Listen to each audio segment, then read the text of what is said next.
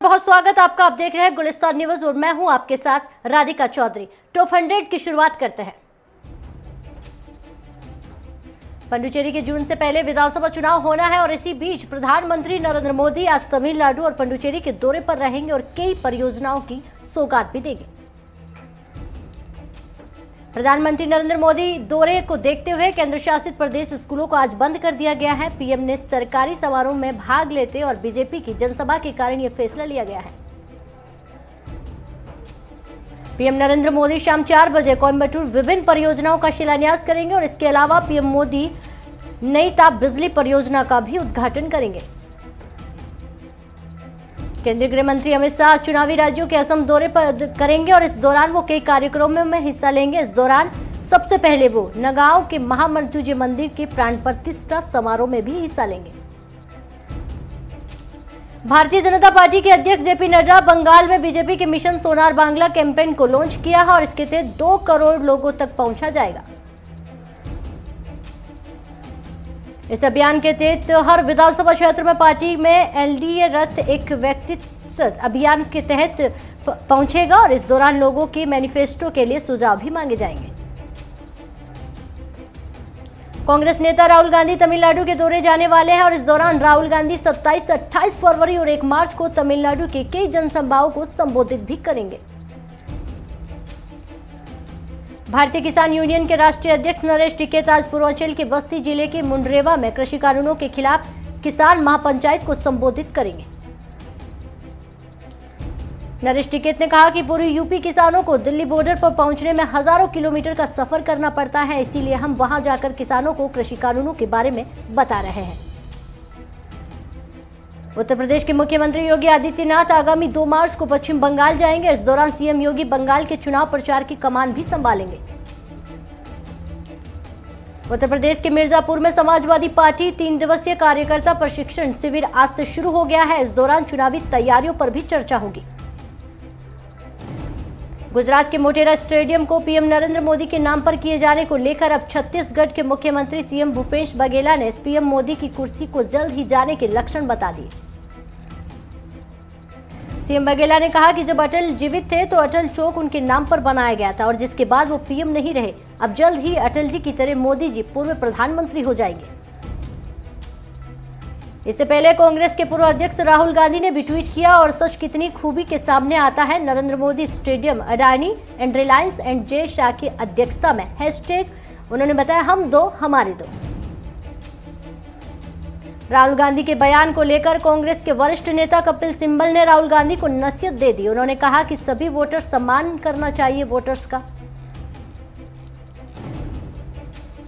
सिब्बल ने कहा कि वोटर समझदार होते हैं, उन्हें अपने अधिकारों का पता होता है, किसे वोट करना है और किसे नहीं करना है वो अच्छे से जानते हैं।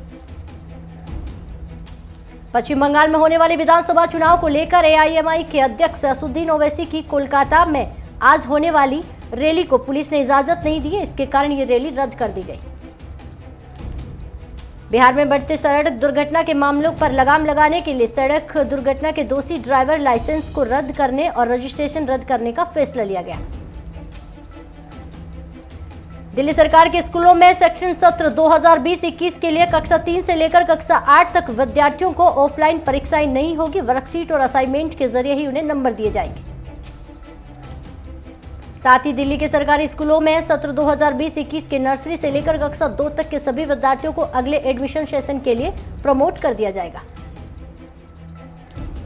समाजवादी पार्टी की बात करें तो आजम खां उत्तर प्रदेश की सरकार ने एक और कार्रवाई की है। योगी सरकार के आजम खां को मिलने वाली लोकतंत्र सेनानी पेंशन पर रोक लगा दी गई है। आरजेडी नेता तेजस्वी यादव ने नीतीश सरकार पर निशाना साधा और कहा कि बिहार में आरजेडी शासनकाल के मुकाबले अपराधों में 101% बढ़ोतरी हुई है। देश में पिछले 24 घंटे में कोरोना वायरस के 16,738 नए कोरोना केस सामने आए हैं, जबकि इस दौरान 138 लोगों की मौत भी हो गई है। महाराष्ट्र के वाशिम जिले के रिसोड तहसील के देगांव के स्थित एक स्कूल में छात्रावास ने 229 छात्र और 3 कर्मियों की रिपोर्ट कोरोना पॉजिटिव आई है। हरिद्वार के महाकुंभ में स्नान के लिए आने वाले संतों को भी 72 घंटे पहले कोविड नेगेटिव जांच रिपोर्ट लानी होगी। सभी अखाड़ों के छावनियों पर ठहरने वाले संतों को कोविड की एंटीजन जांच भी कराई जाएगी। कोरोना के बढ़ते मामले को देखते हुए केंद्र सरकार अलर्ट हो गई है। केंद्र ने महाराष्ट्र, केरल समेत 10 राज्यों में high level multi disciplinary team को भी नियुक्त कर दिया गया है। देश में कोरोना टीकाकरण का दूसरा फेज 1 मार्च से शुरू होगा और इस चरण में 60 साल से अधिक उम्र वाले लोगों को कोरोना वैक्सीन का टीका लगाया जाएगा। सीएम ममता बनर्जी ने पीएम मोदी को पत्र लिखकर कहा कि राज्य में चुनाव और कोरोना के बढ़ते मामलों को देखते हुए चुनाव से पहले पश्चिम बंगाल में सभी को टीकाकरण करा दिया जाना चाहिए। पत्र में ममता बनर्जी ने कहा कि राज्य सरकार मुफ्त में टीकाकरण को लेकर बड़ी मात्रा में जनता के लिए वैक्सीन खरीदना चाहती है और इस संबंध में केंद्र स्वतंत्र रूप से खरीद में मदद करने के लिए अनुरोध भी किया। सेना प्रमुख जनरल मनोज मुकुंद नरवणे ने चीन को चेतावनी देते हुए कहा कि बिना गोली चलाए चीन अपने मंसूबों में कामयाब हो जाता है, लेकिन चीन का ये पैंतरा भारत के सामने नहीं चलेगा। उत्तर प्रदेश के ग्रेटर नोएडा में तेंदुआ दिखाई देने से दहशत फैल गई है। तेंदुआ गौतम बुद्ध यूनिवर्सिटी परिसर में देखा गया। लोगों की ओर से सूचना दिए जाने के बाद वन विभाग की टीम अलर्ट हो गई है। मौके पर पहुंची टीम ने तेंदुए की तलाश शुरू कर दी गई। झारखंड के पूर्व राज्यपाल और पूर्व कैबिनेट सचिव प्रभाव कुमार का ईमेल आईडी हैक हो गया है, जिसके बाद लोगों ने उन्हें जानकारी दी कि उनके ईमेल के जरिए पैसे की मांग की जा रही है। ईमेल आईडी के हैक होने के बाद प्रभात कुमार ने पुलिस को शिकायत करते हुए आशंका जताई कि हैकर उनकी आईडी से राष्ट्र विरोधी गतिविधियों को भी अंजाम दे सकते हैं। मौसम विभाग ने उत्तराखंड के चमोली में ऋषिगंगा तपोवन घाटी के लिए अलर्ट जारी कर दिया गया है। मौसम विभाग के मुताबिक ऋषिगंगा नदी में आज 4 मीटर ऊंची लहर उठ सकती है। मार्च महीने की अभी शुरुआत भी नहीं हुई है कि गर्मी ने अपना रिकॉर्ड बनाना शुरू कर दिया है। 24 फरवरी का दिन साल 2021 का अब तक का सबसे गर्म दिन रहा। बुधवार को दिल्ली का अधिकतम तापमान 32.5 डिग्री दर्ज किया गया, तो वहीं न्यूनतम तापमान सामान्य से एक अधिक 12 डिग्री सेल्सियस दर्ज किया गया। 2006 के बाद ऐसा पहली बार हुआ है। मौसम विभाग के मुताबिक इस महीने के आखिरी तक अधिकतम तापमान 33 डिग्री तक छलांग लगा सकता है। फरवरी के बचे हुए सप्ताह में धूप की तपिश और अधिक होने की संभावना भी जताई जा रही है। गुलबर्ग में 26 फरवरी यानी कल खेलो इंडिया विंटर गेम्स की शुरुआत हो रही है, जिसका उद्घाटन कल प्रधानमंत्री नरेंद्र मोदी करेंगे। कल से 2 मार्च तक चलने वाले महोत्सव में देश के विभिन्न राज्यों और केंद्र शासित प्रदेशों के लगभग 1200 खिलाड़ी हिस्सा लेंगे। राजस्थान के जोधपुर में पुलिस को बड़ी कामयाबी मिली है। पुलिस ने जुआ खेलते हुए 5 लोगों को गिरफ्तार कर लिया गया है, जिनके पास से 7,500 रुपए भी बरामद हुए हैं। राजस्थान के चूरू में श्री विश्वकर्मा मंदिर श्री विश्वकर्मा जयंती के शुभारंभ पर बच्चों को सामान्य ज्ञान, चित्रकला और मेहंदी प्रतियोगिताओं का भी आयोजन किया गया। यूपी के बुलंदशहर में हरियाणा स्वास्थ्य विभाग की स्पेशल टीम ने अवैध रूप से लिंग परीक्षण करने वाले 2 युवकों को गिरफ्तार करवा दिया। यूपी के फतेहपुर में खाद्य सुरक्षा विभाग की टीम ने छापेमारी कार्रवाई करते हुए 480 लीटर मिलावटी दूध पकड़ा और मौके से एक आरोपी को भी गिरफ्तार कर लिया। यूपी के मुजफ्फरनगर में एक युवती ने पानी की टंकी में कूदकर आत्महत्या कर ली। वीडियो सोशल मीडिया पर वायरल हो रहा है। यूपी के मुजफ्फरनगर में एक युवती ने गोली मारकर हत्या से इलाके में सनसनी फैल गई है। पुलिस मामले की जांच में जुट गई।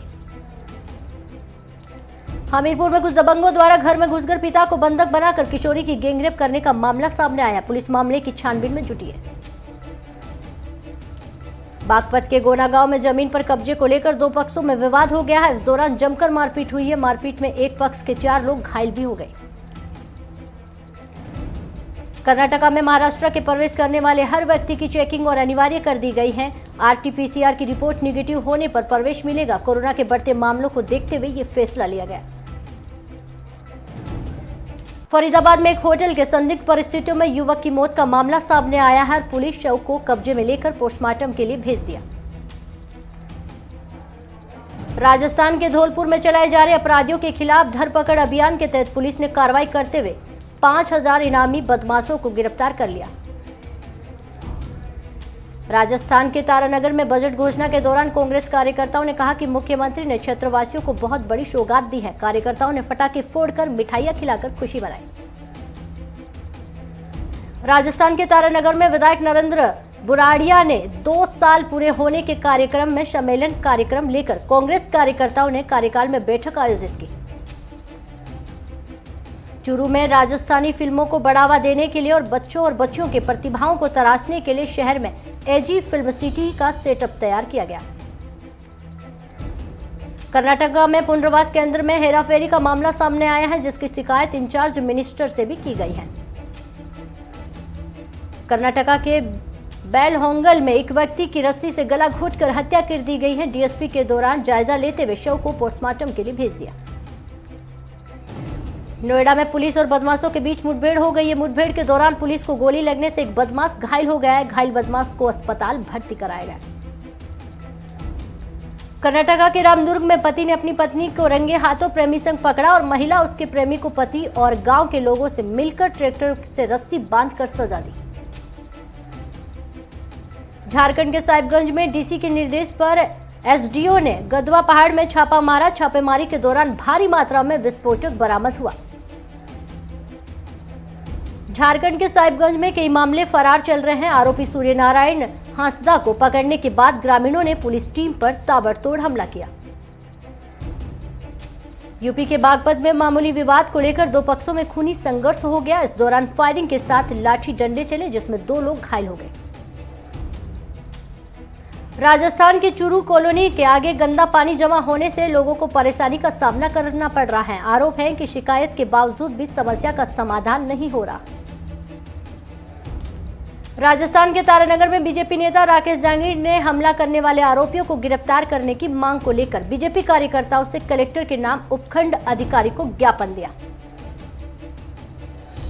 राजस्थान के लाखेरी में मेज नदी में हाई लेवल पुल का निर्माण किए जाने की घोषणा के बाद कांग्रेस कार्यकर्ताओं में खुशी की लहर।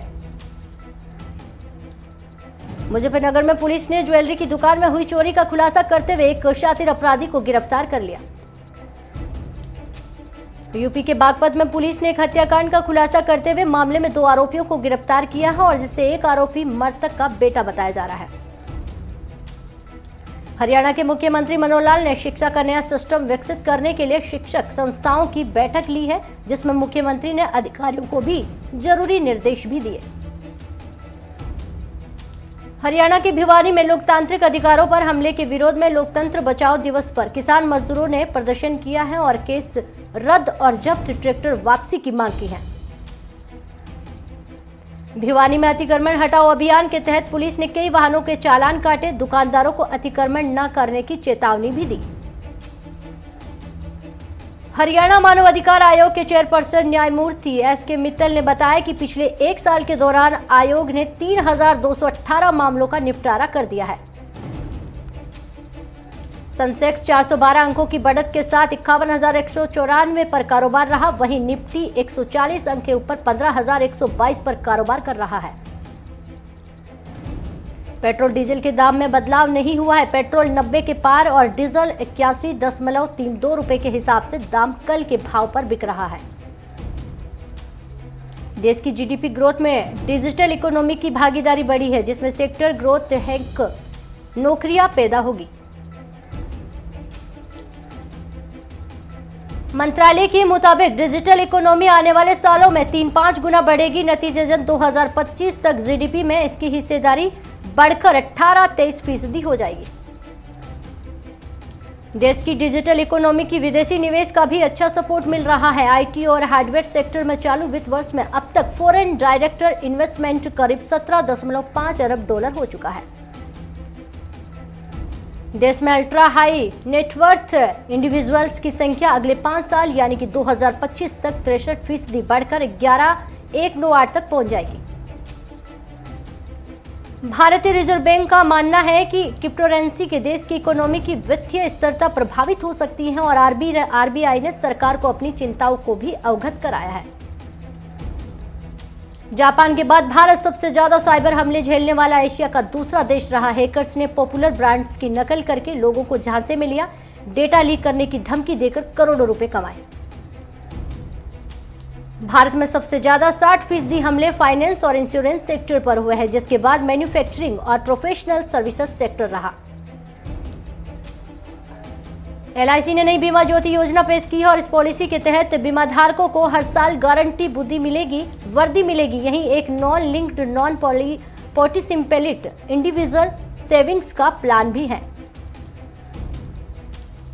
दुनिया में अब तक 11.30 करोड़ से ज्यादा लोग कोरोना से संक्रमित हो चुके हैं। वहीं आपको बताएं, इस महामारी से मरने वालों की संख्या कुल 25 लाख से भी ज्यादा हो चुकी है।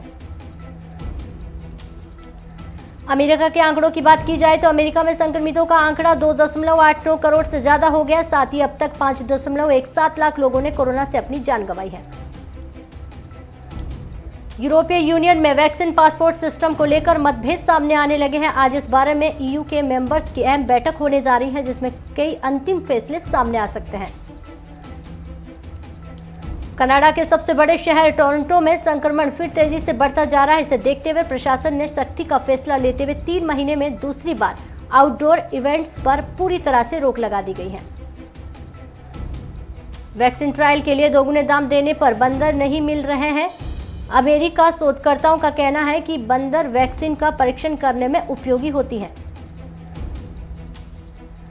पाकिस्तान के PM इमरान खान ने श्रीलंका में भी अलाप कश्मीर का राग निवेश सम्मेलन में बोले कि भारत पाक के बीच सिर्फ कश्मीर का मुद्दा है। इस विवाद को वार्ता के जरिए सुलझाया जा सकता है। अमेरिका में लर्वेंस नाम से शख्स के पड़ोसी का कत्ल कर उसका दिल निकाल लिया गया। आलू के साथ पकाकर घर वालों को खिला दिया। ऐसी दिल दिलाने वाली हरकत पर इस शख्स को गिरफ्तार भी कर लिया गया है। इटली एंटना ज्वालामुखी में 15 दिन में तीसरी बार फूट पड़ा है। ज्वालामुखी फटने के बाद 11-28 डिग्री सेल्सियस के तापमान बराबर खोलते लावा की नदियों में बहने लगा। चीन की तलाश के मामले को लेकर जज ने कहा कि शादी के बाद महिला ने घर में काम किया, इसलिए उसे 5 लाख रुपए मुआवजे के देने होंगे, जिसको लेकर लोगों ने कहा कि इससे ज्यादा तो आया भी ले जाती है। PNB घोटाले में वांटेड हीरा कारोबारी नीरव मोदी भारत प्रत्यर्पण पर आज आखिरी सुनवाई होगी। ये लंदन के वेस्टमिनिस्टर मजिस्ट्रेट के सामने वर्चुअल हियरिंग होगी। फेम मधुर मित्तल के खिलाफ यौन शोषण मामले में FIR दर्ज हुई है। मधुर पर अपनी पूर्व प्रेमी का चोटिला करने का सेक्सुअल असोल्ट करने के आरोप भी लगे हैं। जयललिता के बर्थ एनिवर्सरी पर बायोपिक रिलीज डेट अनाउंस हुई है। दरअसल एक्ट्रेस कंगना ने अपने सोशल मीडिया हैंडल पर बताया कि 23 अप्रैल को यह फिल्म थलावी थिएटर पर आएगी। हाल ही में टीवी एक्ट्रेस मोनी रॉय ने ताजमहल के दीदार किया और साथ ही ताजमहल के सामने मोनी ने आफरीन गाने पर स्लो मोशन वीडियो भी बनाया। गंगूबाई काठियावाड़ी का पोस्टर और टीजर रिलीज हो गया है। ये फिल्म 30 जुलाई को सिनेमा घरों में आ सकती है। प्रभास की फिल्म आदि पुरुष और सोनू के टीटू की sweets fame actor Sunny Singh के लक्ष्मण बनने के साथ ही फिल्म में 8000 VFX शॉट्स का भी इस्तेमाल होगा। भारत और इंग्लैंड के बीच अहमदाबाद में इंडिया के नाम रहा पहला दिन, जिस दौरान अक्षर पटेल और सिक्सर के बाद रोहित शर्मा के अर्धशतक जड़ा। पहले दिन खेल खत्म होने से भारत ने 3 विकेट के नुकसान पर 99 रन बनाए। स्टैम्प्स के समय रोहित शर्मा 57, अजिंक्य राणाके ने रन के नाबाद लूटे। तीसरे टेस्ट में अक्षर पटेल ने 6 विकेट लेकर इतिहास रच दिया है, जिसमें अक्षर भारत के लिए डे नाइट टेस्ट की एक पारी में 5 विकेट लेने वाले पहले स्पिनर बन गए। भारत की 2 चैंपियन रेसर दूती चंद और हिमा दास पहली बार 100 मीटर और 200 मीटर इवेंट के सामने होगी। ये इवेंट पंजाब के पटियाला के NSINI में आयोजित होगा। सानिया मिर्जा ने अपनी बहन अनम मिर्जा के लिए एक पोस्ट शेयर किया है। अनम के लिए जन्मदिन की बधाइयां दी। सानिया ने कैप्शन में लिखा, मेरी रॉक को जन्मदिन की बधाइयां हो। तो चलिए सुपरफास्ट अंदाज में इतना ही, लेकिन देश और दुनिया की तमाम खबरों के लिए बने रहे हमारे साथ।